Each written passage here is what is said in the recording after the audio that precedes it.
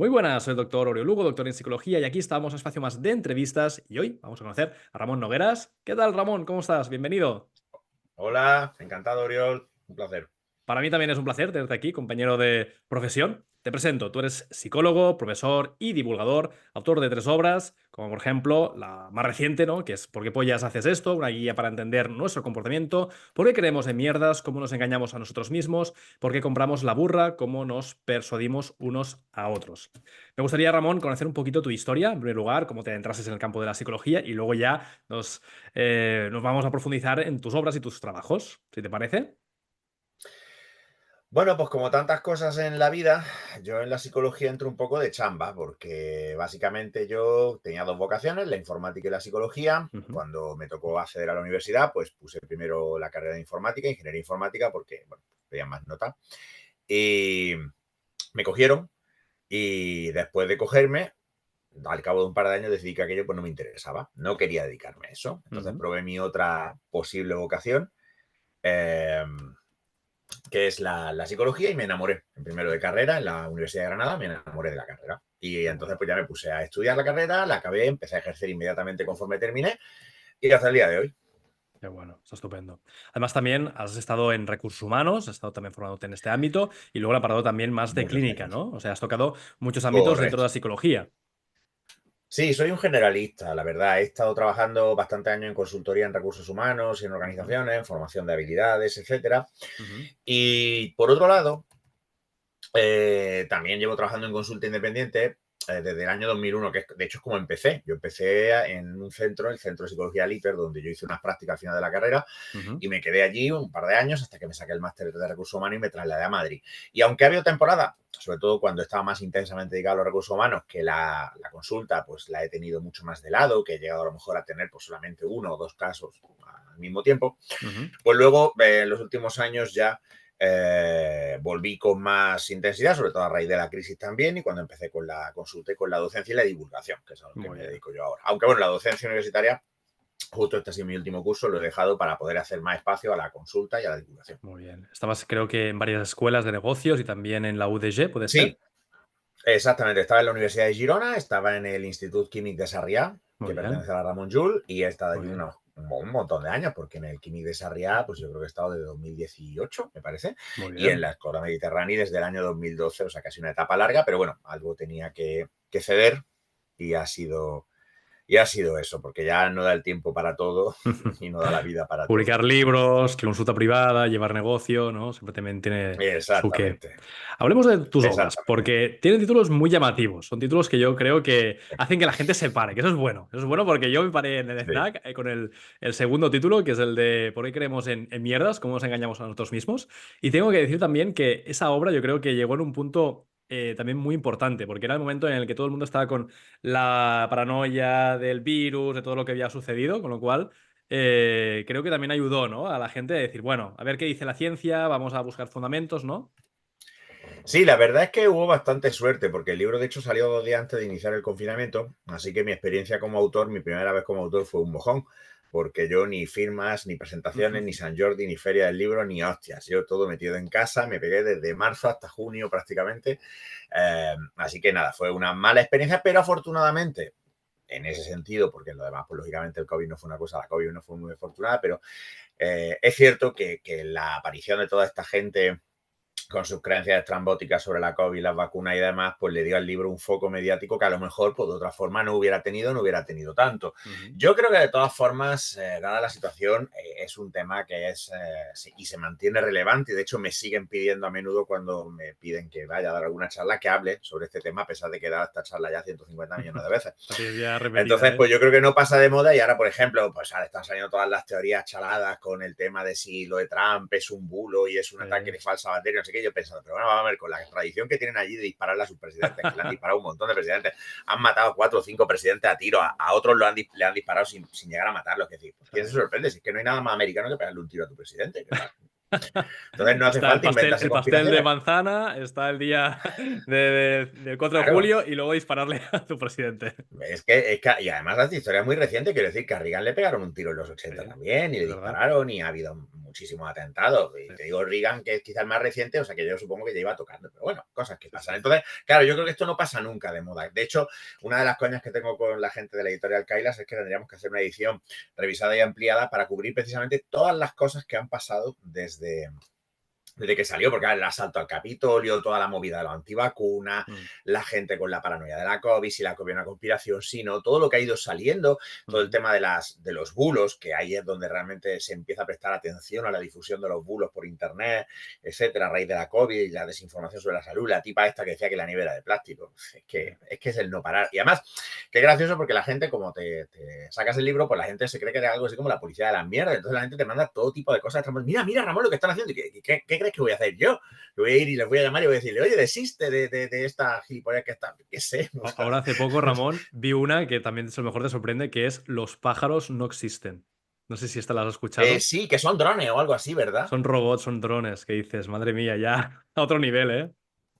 Exactamente. No, no, no, pero porque es ilimitado, es imposible llegar a un límite de lo que la gente es capaz de inventarse. Lo que pasa es que lo que intento esclarecer con estos libros es precisamente que no hace falta apelar a ningún trastorno ni apelar a ninguna característica psicológica, estupidez o falta de formación o como tú lo quieras llamar, que es que cualquiera de las condiciones adecuadas puede creer en estas cosas. Y que no existe un perfil universal, aunque luego me tengo que desdecir, porque precisamente investigación más reciente sí parece Ujú. alentar a ciertas características comportamentales de las personas que creen en mierda, ¿no? Pero en general, la idea es que creer mierda no es una cosa que está asociada con, yo qué sé, como se dice vulgarmente, estar loco, ¿no? Ujú. Con lo cual, la gente que a lo mejor cree en ese tipo de conspiranoias o teorías de la conspiración, a lo mejor son personas que no tienen por qué tener ningún trastorno, pero son personas que a lo mejor cumplen un patrón, ¿no? Más de pensamiento mágico. Yo recuerdo la carrera, ¿no? Ese tipo de trastornos o ese tipo de clasificaciones de personalidad más esquizotípica, ¿no? De crear en pensamientos que son temas esotéricos, surrealistas, temas quizá que se van más allá de lo común, ¿no? Quizá. Exacto. Claro. Eh, eh, Que a lo mejor son formas las también de características que tienen las protegerse, ¿no? personas. Te Sí, es proteges que de la realidad.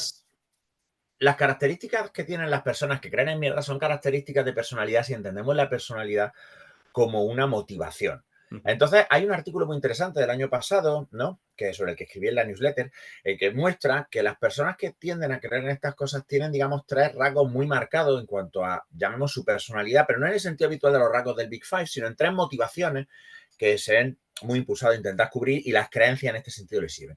Una es lo que se llama una motivación epistémica, es la motivación, ujú, una necesidad de entender el mundo, o sea, una dificultad para aceptar que el mundo pues, es muy complejo y que hay cosas que ocurren y no podemos explicar por qué, no porque sean mágicas ni nada, sino porque sencillamente pues, son acontecimientos de mucha complejidad. ujú, Entonces aquí viene, por ejemplo, el hecho de que a mucha gente le cuesta aceptar que la COVID, que ha paralizado el mundo durante meses, sea producto de una mutación aleatoria. Las ujú, teorías de la conspiración cubren esta motivación epistémica, esta motivación de entender el mundo porque dan explicaciones simplonas y comprensibles que te dan una falsa sensación de entender lo que pasa. ujú, Asimismo, hay una motivación que es la protección existencial. Las personas que tienden a creer en mierdas tienden a sentirse más fácilmente amenazadas. ujú. Entonces, claro, para ellos, el caso es que estas conspiraciones actúan como una reducción de la ansiedad porque creen que al estar mejor informados se pueden proteger de esta supuesta amenaza. Aquí entran, por ejemplo, todos los bulos acerca de la inmigración, el gran reemplazo, el plan Kalergi y todas estas mierdas con las que venden ahora, por ejemplo, Ujú. serían una muestra de esta motivación, de esta percepción de amenaza existencial, ¿no? Vienen a por nosotros a reemplazarnos y a destruir nuestra raza y nuestra civilización.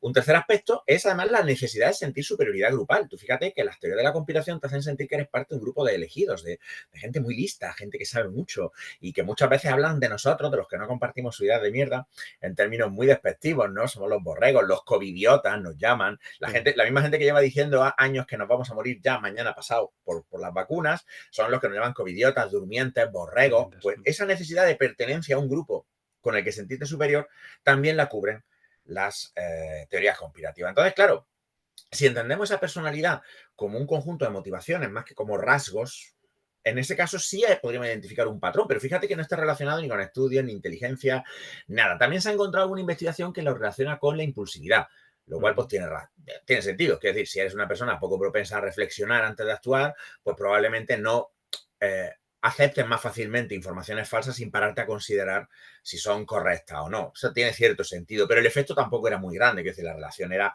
relativamente débil. Es curioso. Y justamente también en esta última obra, que es la obra que ha sacado este 2024, que es la obra más reciente, que es la de ¿Por qué pollas haces eso? Una guía para entender nuestro comportamiento.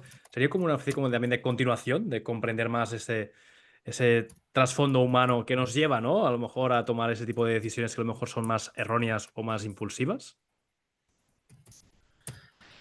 Bueno, esa es una pregunta complicada. Las decisiones impulsivas muchas veces también están mediadas porque a menudo el bulo se redacta, se escribe, se prepara para que apele a nuestra emoción. Ujú, Entonces, eh, claro, la emoción evidentemente va a favorecer que tomemos decisiones apresuradas y no reflexivas. Yo una cosa que digo mucho es que a menudo el mejor antídoto contra estas cosas es la demora. Antes de ujú, compartir, antes de retuitear, antes de tal, déjalo estar un rato.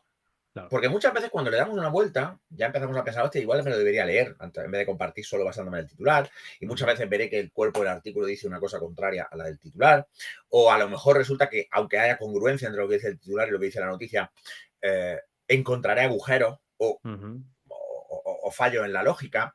Claro, la demora es en general uno de los mejores antídotos contra la desinformación. Y fíjate que los bulos suelen formularse de forma que apelan pues, a la emoción, a la ansiedad, a la amenaza, etcétera, ujú, etcétera. O sea que sí, en ese sentido es que yo creo que se juega con eso. El bulero nunca cuenta historias acerca de cosas que no son amenazantes. Recuerda lo que decíamos antes de la ujú, amenaza existencial. Fíjate cómo todos los difusores de bulos normalmente además presentan las noticias en términos de grave amenaza. Todos los ujú, días se rompe España, todos los días se acaba España, todos los días nos invaden, todos los días hay una amenaza de un tipo o de otro, etcétera, etcétera. ujú, Entonces, totalmente. creo que la emoción ahí juega un papel muy importante y que se juega con eso también bueno, para usar de nuestra susceptibilidad a estas cosas. Ujú. La última portada de este último libro, que es ese hombre que se hace un selfie, creo que también resume parte de esa idiotez, ¿no? Esa parte de poco reflexión o de poco pensamiento crítico, ¿no? A la hora de hacer las cosas. No sé Sí, si lo que es pasa la es que gran en, mayoría en de las ese personas que caso, vivimos de esta forma. bueno, es que sí, somos todos, porque de lo que va el tercer libro es de por qué hacemos las cosas que hacemos. Y ahí introducimos el análisis funcional de la conducta. Y la muerte por selfie pues es un fenómeno que se explica muy bien desde el análisis conductual, desde el conductismo, como un proceso de moldeamiento por aproximaciones sucesivas, reforzado precisamente por la aprobación social en la forma de likes, comentarios, me gusta y demás. Tú piensas, por ejemplo, una tontería. Antes, hasta hace unos años, estaba súper de moda las fotos de pie en la playa. Mm, Ya nadie pone fotos de pie en la playa. ¿Por qué? Porque se ha producido habituación y la gente ahora va recompensando fotos progresivamente más originales, más arriesgadas, más. Con lo cual, una persona que está muy eh, implicada con eso, una persona que para la que valora muchísimo ese tipo de reforzamiento, se irá viendo moldeada por el contexto, por sus contactos, por sus seguidores, a ujú, ir haciendo fotos cada vez más llamativas, más, claro, la persona que vive o pretende vivir de ser un influencer está en la obligación de generar un contenido de forma regular y frecuente porque además el algoritmo castiga el mm, no publicar de forma regular, el no publicar de forma frecuente y el público castiga si no vas innovando, no vas, bueno, pues creando material que sea distintivo. Con lo cual, claro, las personas que se van a un volcán, se hacen una foto y se acaban cayendo, lo que están haciendo en realidad es obedecer a los reforzadores sociales en los que se basa el funcionamiento de las redes sociales. Las redes sí. sociales podríamos analizarlo como que se fundamentan en dos cosas. Una es el reforzamiento social y la otra es la evitación del aburrimiento mediante un montón de estímulos más o menos variados e incesantes, inacabables, que aseguran que tú no puedas aburrirte nunca en ningún momento, aunque en realidad, por supuesto, se produce habituación y luego, pues también Ujú. acabas, después de 2 horas de Instagram, acabas hasta los cojones también. Pero yo creo que funciona así. Entonces, claro, aquí ya no es una cuestión de reflexividad, es que somos susceptibles a ser moldeados por las contingencias de nuestro contexto. Y eso es de lo que va el tercer libro, de cómo en realidad cuando explicamos la conducta no deberíamos mirar dentro de la persona a es que esto lo hace porque es así, asá o asó. Lo que ya, lo que ya tendremos que buscar es qué se está reforzando, qué es lo que se interactúa, cómo se interactúa con el contexto, qué es lo que el contexto está reforzando para entender este tipo de comportamiento. Y por eso muchas veces, por eso las explicaciones internalistas son indeseables. De eso va el tercer libro en realidad, de Ujú. enseñar que para explicar la conducta muchas veces lo que tenemos que hacer es mirar la interacción con el ambiente. Totalmente. Hay un capítulo también que me hace gracia porque hablas de ese condicionamiento operante, ¿no? Y pones ratas, palomas y también tú. Y al final nos creemos muy superiores, ¿no? Como seres humanos, ¿no? Como Homo sapiens sapiens, pero luego caemos en las mismas trampas, las mismas formas de funcionar, ¿no? Exactamente. Exactamente. Es que además, una de las cosas que también es importante establecer y tener presente es que, bueno, pues los procesos, las leyes del aprendizaje, las leyes de la conducta, Ujú, son términos además intercambiables. O sea, nosotros aprendemos a comportarnos y nos comportamos según hemos aprendido. ujú. Con lo cual, incluso las respuestas innatas, las respuestas incondicionadas se ven moldeadas por el aprendizaje y por cómo el contexto modifica su expresión. Entonces, Ujú. las mismas reglas que gobiernan la conducta de un perro, de un gato, de una paloma, de una rata, son las que gobiernan las de los humanos. Y por eso funciona. Y por eso además podemos estudiar la conducta científicamente, precisamente porque la conducta tiene regularidades. Si la conducta fuera completamente aleatoria, como parece que pretenden muchos de los que dicen que es que no se puede estudiar la conducta científicamente porque la subjetividad no sé qué, fíjate además que gracia, que muchos de estos son psicoanalistas de mierda que dicen que la conducta no se puede estudiar objetiva y científicamente porque la subjetividad humana es muy complicada, pero luego ellos van y se elaboran sus teorías del ojete sobre la conducta y se fuman un puro. O sea, son como los curas cuando te dicen que Dios es imposible de conocer, pero al mismo tiempo te dicen que es lo que Dios quiere, ¿no?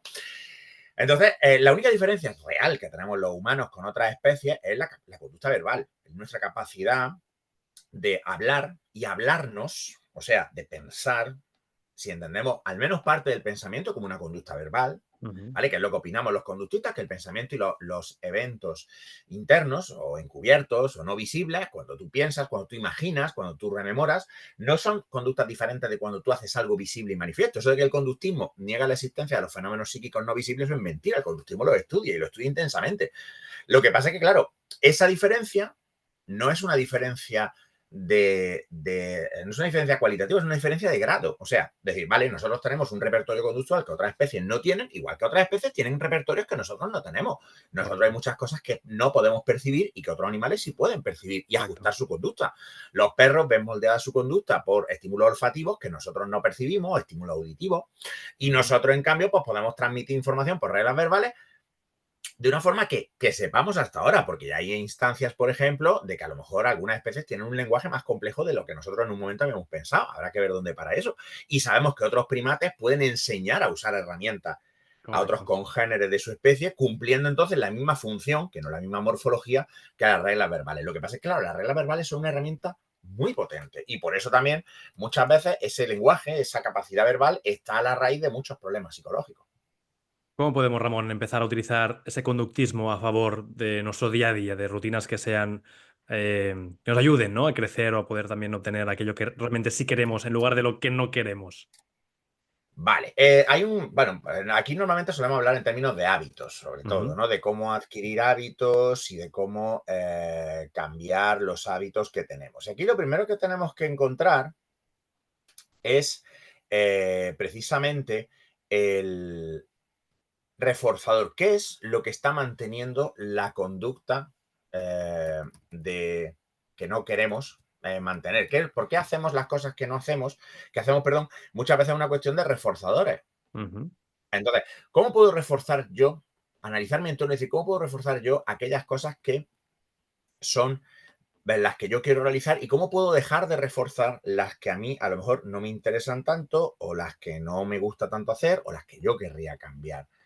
Eso es un primer paso muy importante. Además, eso también nos va a ayudar a modificar el entorno para poder aproximarnos al tipo de conducta que queremos hacer, consiguiendo que sea más fácil, que tenga un menor coste. Otro factor a Ujú. considerar es el coste de emisión de la respuesta, porque muchas veces hay conductas que queremos hacer, pero que no realizamos porque el coste es elevado o porque la respuesta a emitir no es tan sencilla como otras más fáciles y con un menor coste. Por ejemplo, pues, mirar el móvil no es que sea adictivo, los móviles no están hechos de heroína.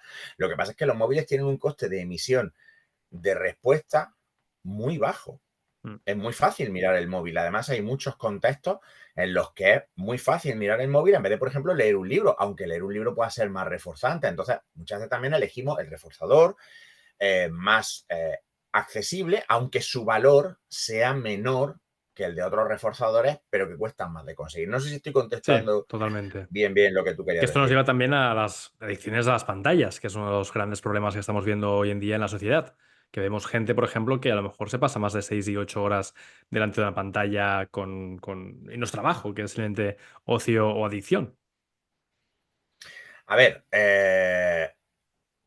es que yo no creo en la adicción a las pantallas. Yo creo que, por supuesto, hay personas que pueden hacer un mal uso del móvil, como se puede Ujú. hacer un mal uso de cualquier cosa. O sea, pero no porque los móviles sean adictivos en sí. Yo creo que ahí ese es uno de los principales discrepancias que yo tengo con todos los hiperventilados que hablan de adicción a Internet y a los móviles. La gente, cuando usa mucho primero, la métrica que se usa, que es el tiempo de pantalla, es una métrica Ujú. absolutamente jodida porque no nos dice nada en realidad. Porque si yo uso el móvil 6 horas al día, pero 4 de ellas es para leer, entonces estoy haciendo un buen uso o estoy haciendo un mal uso. Ya. ¿Por qué pasarme 4 horas leyendo en el móvil está mal, pero pasármelas con un libro está bien? Pues, si lo uso para comunicarme pues, con mi familia, con mis seres queridos, con mi amigo, Sí, ¿está sí. mal o está bien? Claro. ¿Cuál es el uso bueno del móvil? O el Entonces, trabajo, claro, que también lo dice otra mucha cosa es que, gente. Utilizo pantallas ya, pero estoy resolviendo problemas, respondiendo claro, emails, además chateando con fíjate que clientes. por lo que sea, pegarte 8 horas delante de una pantalla en el trabajo no es adictivo ni pasa nada. Por lo visto no podemos ser adictos al Excel, no Sí, podemos sí. ser adictos al Word, no podemos ser...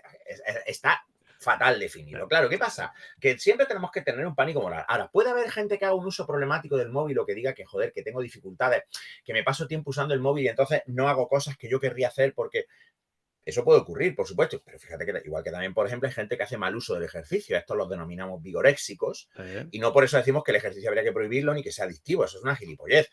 Tenemos que mirar a la persona y decir, bueno, ¿por qué esta persona está haciendo este uso problemático del Mm. ejercicio? ¿Qué es lo que le falta? Pues con el móvil o con los videojuegos o con internet pasa lo mismo. Porque volvemos al mismo caso. Vamos a suponer un chaval que se pega 8 horas diarias jugando al Fortnite. Muy bien. Mm. Ahora, ¿por qué? Porque a lo mejor, primero, igual es que el muchacho es muy bueno y entonces resulta que al ser muy bueno tiene una validación, un reconocimiento que es como un deporte más. ¿Por qué no nos parecería mal que se pegara 8 horas jugando al fútbol? Ya. Fíjate, Sí, porque el sí. fútbol está socialmente ya aceptado e integrado y tal. Segundo, a lo mejor el chaval no es particularmente bueno, pero es que resulta que en su entorno no tiene amigos o no tiene amigos cercanos y Ujú. entonces a través de Internet establece unas relaciones sociales que le son beneficiosas y si se las quitamos, entonces, ¿qué hace? Mm. Pues entonces también habrá que mirar el contexto del muchacho. O a lo mejor resulta que tiene amistades en la vida real, pero por otros problemas resulta que el juego le proporciona una vía de escape. Pues entonces habrá que ver qué problemas son. Pero fíjate que nunca nos vamos a referir al juego como causa, Claro. sino como, bueno, pues como una conducta que habrá que analizar. Porque si los juegos fueran adictivos, teniendo en cuenta el tamaño de la industria del juego, los cientos de millones de jugadores que hay de videojuegos, empezando por mí, la sociedad habría colapsado. O sea, Claro. sería imposible. O sea, tú imagínate que hubiera el mismo número de gamers, llamémosle así, de jugadores Sí, habituales sí, de sí. videojuegos que hay que fueran heroinómanos. O sea, eso no podría entenderse. Entonces, claro, yo todo esto lo veo como un pánico moral que se debe en parte bueno, pues a la relativa novedad, porque con los videojuegos llevamos ya unas cuantas décadas dando por culo. Que si la gente se vuelve violenta, que si no sé qué, no se ha encontrado nunca evidencia de absolutamente ninguna de estas cosas. Pero en realidad, lo que dice la evidencia es que los videojuegos pues, son pues, un hobby. ¿Le puedes dedicar más tiempo de la cuenta? Pues sí, pero antes de los videojuegos, pues la gente se distraía con otras cosas. Y había gente que en vez de estudiar, pues se dedicaba a perder el tiempo con otras cosas. Claro. No es diferente, pero cuando El la gente punto pierde el tiempo es, con otras cosas, claro, que no se desarrollen patologías, ¿no? Al final, que no genere un insomnio, que no genere a lo mejor pues una conducta que a lo mejor de aislamiento, que no genere ese tipo de claro, pero efectos es que el secundarios problema, negativos. ¿sabes qué pasa, Oriol? Que es que el aislamiento muchas veces es la causa y no la consecuencia. O sea, la Ya, gente no se aísla porque juega videojuegos, la gente juega videojuegos porque está aislado. ya, ya, ya. Entonces, Es- claro, es que esto, sí, esto es sí, sí, sí, parte de es lo que te decía interesante. de que es que esto hay que analizarlo con mucho cuidado, porque es que mi chaval antes salía mucho y ahora se pega todo el día encerrado allí. Y bueno, ¿y qué ha pasado? Porque a lo mejor resulta que se pasa todo el día Ya, encerrado porque ahora no tiene con quién salir. De hecho, fíjate, pasa una cosa muy curiosa. Es que los niños están todo el día con las pantallas, pero es que los papás ahora no dejamos salir a los niños. ya. Se publicó una gráfica que me pareció maravillosa, es una gráfica de una ciudad de Estados Unidos, una pequeña ciudad de Estados Unidos, ¿Mm? donde se medía el radio de acción que tenían los niños en diferentes épocas.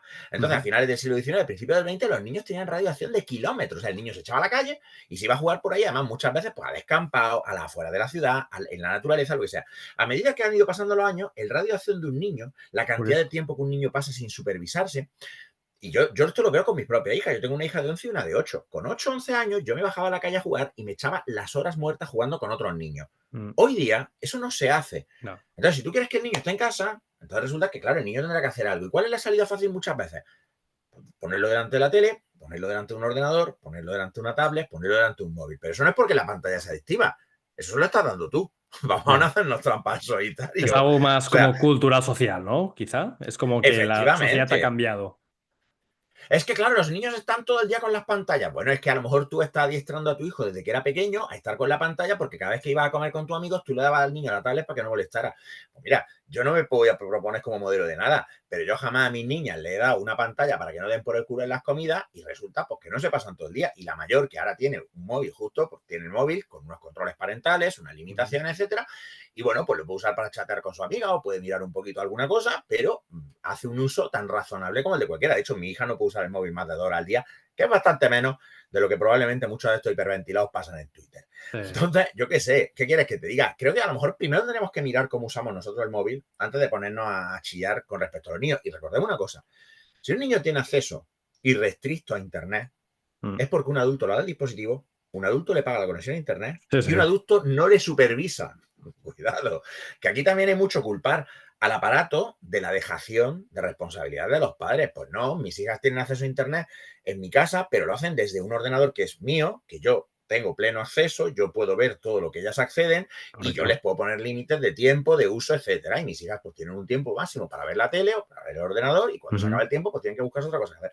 Y de nuevo, que no pretendo ponerme como modelo de nada, pero simplemente lo que estoy diciendo es que aquí lo que hay que hacer es analizar esa conducta. Y claro, si a los críos les pones una pantalla con un acceso ilimitado a dibujos animados, pues el niño va a ver dibujos animados hasta que se aburra. ¿Por qué? Porque por lo mismo que lo harías tú, lo Mm. mismo que hacen los adultos con Netflix. Pero entonces, joder, eres tú el que tiene que disponer las contingencias de ese entorno para que el niño tenga acceso a otras actividades.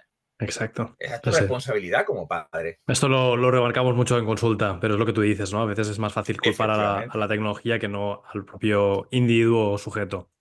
Sí, sí, es así. En el libro también hablas de cómo mejorar la vida, ¿no? De las personas. Sobre todo mencionas técnicas que ahora me hacía gracia, ¿no? Porque son técnicas que nosotros utilizamos mucho a nivel de consulta, ¿no? Como la economía de fichas. También supongo que el trabajo para desarrollar el autocontrol, también el trabajo con los pensamientos. Claro, esas técnicas, de alguna forma, tienen sus años, pero nunca pasan de moda. O sea, siguen siendo igual de operativas. Claro, es que, a ver, es lo que te decía antes, las leyes de la conducta no son modas, no cambian porque ahora es como lo de las neurocosas, o sea, el condicionamiento clásico, el condicionamiento operante, cómo aprendemos a comportarnos, eso no cambia. Con lo Mm. cual, claro, estas técnicas que llevan la torta de años, como la exposición para la ansiedad, la parada del pensamiento para la rumia, los programas de reforzamiento y moldeamiento para adquirir nuevas conductas, pues claro que siguen siendo vigentes. Y de hecho, de eso es de lo que hablo en el tercer libro, cómo se puede, dentro de un orden, desarrollar y crear programas para esto. Mm. Entonces, no pasan de moda porque es que están basados en principios que son eh, tan sólidos como, por ejemplo, la teoría de la evolución. Son principios que tienen ya más de un año de evidencia, más de un año, perdona, más de un siglo de Mm. experiencia, de evidencia experimental. Entonces, cuando hablamos de mejorar la vida de la gente, de lo que hablamos de aplicar unos principios que se llevan investigando desde los años 20 del siglo pasado Mm. y que la gente desconoce porque lo que se divulga en psicología muchas veces son los típicos tips y tal, que en realidad son la opinión del psicólogo vestida de la autoridad que le da el que es psicólogo. Ya. No sé si me explico. Mm. Es un poquito como la última tendencia, ¿no? Que surge en el momento cuando Efectivamente, hay una base que lleva ya décadas y décadas de prueba, ¿no? exactamente, exactamente. Entonces, claro, a mí me interesa mucho más lo que es duradero, me interesa mucho más las modas, más lo que es duradero y válido que las modas de último momento. No sé si me explico, es que Mm. no sé si me estoy Sí, sí, sí, explicando. sí, totalmente, entiendo. Ramón, nos acercamos ya al final de la entrevista. Ha pasado rápido, siempre digo que es buena señal. Me gustaría que pudieras dar un último mensaje a la audiencia que nos está viendo. A lo mejor hay gente que está preocupada, ya sea por sus comportamientos, comportamientos de amigos, hijos, familiares. ¿Qué podríamos decirles a estas personas? Y luego también cómo te pueden contactar y comprar tus libros. Pues mira, mis libros están disponibles en la editorial Kailas, de Muy forma bien. que a través de esa editorial se pueden encontrar todos y se pueden adquirir. Y afortunadamente, además, de momento se siguen vendiendo, así que no nos vamos a quedar descatalogados. Muy bien. Respecto a cómo cambiar la conducta, lo primero que yo quiero que salga de este tercer libro es precisamente que la conducta puede cambiar. Que Ujú. no nos pongamos, no adoptemos una idea de que yo soy así, de que por tanto, como yo soy así, no puedo cambiar, de que la conducta es producto de unos factores internos que son inmutables. La Mm. conducta es producto de un aprendizaje. Igual que aprendemos a comportarnos de una manera, podemos aprender a comportarnos de otra. Lo que tenemos que hacer es analizar muy bien y entender, y ahí es donde yo intento poner mi granito de arena, eh, por qué hacemos las cosas que hacemos. Entender el qué, ¿no? Del asunto, no quedarse solo en la superficie o en la explicación más superficial. Exactamente. Y sobre todo las explicaciones de psicología del Cosmopolitan, psicología cutre, popera y mierda de Rafa Santandreu. Bueno, esa forma de llegar a un nivel más profundo, tal vez, ¿no? De no quedarse solo con lo más evidente, sino que quizá rascar y entender que hay elementos más complejos de los que nos imaginamos. Exactamente. Y Totalmente. entendiendo esos principios, poder hacer un proceso de cambio eficaz. Importante. Ramón, para la gente que también quiera contactarte, ¿cómo puede llegar a ti? Para dar algunas redes, alguna página web. Pues efectivamente, la página web es sesgodeconfirmación.com. Muy bien. Y también hay una newsletter en la que se puede contactar, que es del mismo nombre, Sesgo de Confirmación, que está ubicada en Substack, substack.com. Si buscas Sesgo de Muy bien. Confirmación Ramón Nogueras, lo normal es que me puedas encontrar. Y luego, pues con mi nombre y mis apellidos, Ramón Nogueras Pérez, pues estoy en Instagram, en Twitter, etcétera, etcétera. ¿Y es una newsletter semanal, mensual? Pues sí, es una newsletter semanal donde cada semana hay un artículo. Los suscriptores de pago reciben un artículo cada semana, los suscriptores gratuitos pues reciben un artículo amplio cada mes, además de emails adicionales que son abiertos para todo el mundo, pues contando si voy a dar una charla, si voy a participar en un evento o lo que sea, que esos pues son abiertos para todo el mundo para darle un poquito más de difusión. Muy Y luego interesante. los artículos divulgativos, que de hecho hoy va a salir uno sobre ¿existe la adicción al sexo? Tiene el porno efectos sobre... Bueno, el primero de una serie sobre porno y psicología, donde pues probablemente... Todo esto viene a cuenta de que he hecho un par de colaboraciones con dos medios de verificación de información por las tonterías que dijo el ministro Escrivá acerca del porno y la necesidad de hacer un pajaporte y cosas así. Es que pajaporte, que es una palabra que me chifla, que no lo puedo evitar. Entonces he decidido ampliar un poco esto y aportar pues la bibliografía y la evidencia relevante para que la gente se relaje un poco. Que yo no digo que el porno sea beneficioso, ni mucho menos, ni soy para nada un defensor del porno. Creo que es una industria podrida y asquerosa, pero, pero sí es cierto que merece la pena hablar con un poco de rigor de los efectos psicológicos que podría o podría no tener. Claro. Bueno, también para poder también explicar bien las medidas a nivel legal, ¿no? Porque muchas veces yo creo que se toman medidas a nivel social legal que no hay un fundamento o no hay realmente un buen estudio detrás. Absolutamente. O sea, no se puede regular en base a pánicos morales, no se puede regular en base a ideas sin evidencia. Y si queremos hablar sobre porno, pues hablemos sobre porno, pero hablemos con un rigor y una evidencia seria detrás. Y entonces, pues ya que se decida lo que se Totalmente. tenga que decidir. Yo creo que lo del Pero volvemos a pasaporte mi al postura de final, antes. hecho la ley, hecho la trampa. Al final habrán otros canales Pero que la gente no, hombre, si quiere es que eso es conseguir. una de las cosas que no se han pensado, que las grandes páginas porno y con los grandes agregadores de porno, con todos sus defectos, que son muchísimos, son más seguros todavía o más fáciles de controlar que, por ejemplo, canales como WhatsApp, Telegram, etcétera, Por donde los eso. chavales ya están hace tiempo compartiendo porno, pues de la misma forma que a lo mejor tú y yo no sé la edad que tienes tú, pero en mis tiempos, pues la peña se pasaba las cintas de VHS o se grababa, el que tenía Canal Plus grababa la película y se la alquilaba a los compañeros, que eso también lo he visto yo, se pasaban las revistas, en fin. Los adolescentes van a estar interesados en el sexo. Lo cual el énfasis debería estar en la buena educación sexual, en la buena Mm. educación del consentimiento, en que los chavales entiendan que el porno es pura ficción, puro entretenimiento, Claro. que no tiene ningún valor educativo, que el sexo real no es ni tiene por qué ser para nada parecido al porno. Y recordar también lo que hemos dicho antes. Si hay un menor que está accediendo a porno en internet sin supervisión, ¿dónde coño está el adulto que lo tiene que supervisar y qué coño Así. está haciendo? Así. Totalmente. Pues Ramón, ha sido un auténtico placer. Espero y deseo que la gente, a partir también de esta entrevista y tus libros, pueda empezar a ganar conciencia, ¿no? De esas creencias que a lo mejor pueden haber llegado a albergar o esas formas de pensar, que rasquen, que busquen, que tengan espíritu crítico y también que de alguna forma se abran a la posibilidad de que el mundo a lo mejor es más complejo de lo que nos imaginamos. Muchísimas gracias, Ramón. Abrazo fuerte. Correcto. Gracias a ti, Oriol. Un abrazo. Cuídate. Chao.